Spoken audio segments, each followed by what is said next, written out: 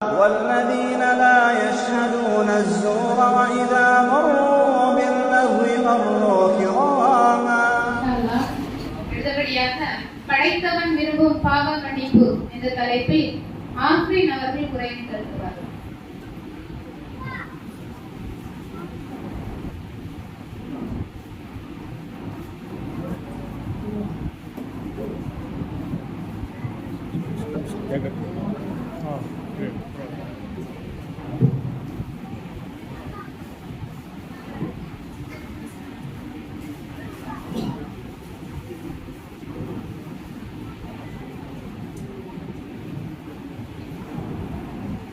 السلام عليكم ورحمة الله وبركاته. إن الحمد لله نحمده ونستعينه ونستغفره ونعوذ بالله من شرور أنفسنا ومن سيئات أعمالنا. من يهدي الله فلا مضل له ومن يضلل فلا هادي له. وأشهد أن لا إله إلا الله وحده لا شريك له وأشهد أن محمدا عبده ورسوله. يا أيها الناس اتقوا ربكم الذي خلقكم من نفس واحدة وخلق منها زوجها وبث منهما رجالا كثيرا ونساء واتقوا الله الذي تساءلون به والأرحام إن الله كان عليكم رقيبا. رب اشرح لي صدري ويسر لي أمري واحلل عقدة من لساني يفقهوا قولي. எல்லா புகழும் ஏக இறைவனாகிய அந்த அல்லாஹ்வுக்கே உரித்தானது. எல்லாம் வல்ல அல்லாஹ்வின் நல்லடியார்களே, எனக்கு இங்க பேச கொடுக்கப்பட்டுள்ள தலைப்பு படைத்தவன் விரும்பும் பாவ மன்னிப்பு. இவ்வுலகில் படைக்கப்பட்ட மனிதர்கள் அனைவரும் தவறு செய்தவர்களாக தான் அல்லாஹ் படைத்திருக்கிறார்.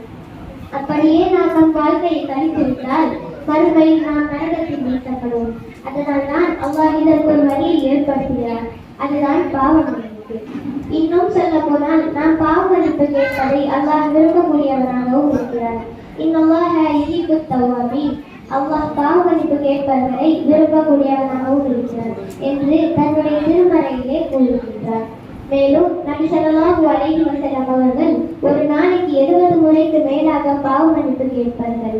பாருங்கள், முன்பின் பாவங்களை மன்னிக்கப்பட்ட நபியே ஒரு நாளைக்கு 70 முறைக்கு மேலாக பாவ மன்னிப்பு கேட்பார்கள் என்றால் நாம் எல்லாம் எத்தனை முறை கேட்க வேண்டும்? நாம் கேட்கும் பாவ மன்னிப்பு களப்பற்ற முறையில் இருக்க வேண்டும். அல்லாஹ் தன்னுடைய திருமறையிலே 66வது அத்தியாயம் 8வது வசனத்தில், நம்பிக்கை கொண்டவர்களே, களப்பற்ற மனதோடு அல்லாஹ்விடம் தௌபா செய்து பாவ மன்னிப்பு பெறுங்கள்.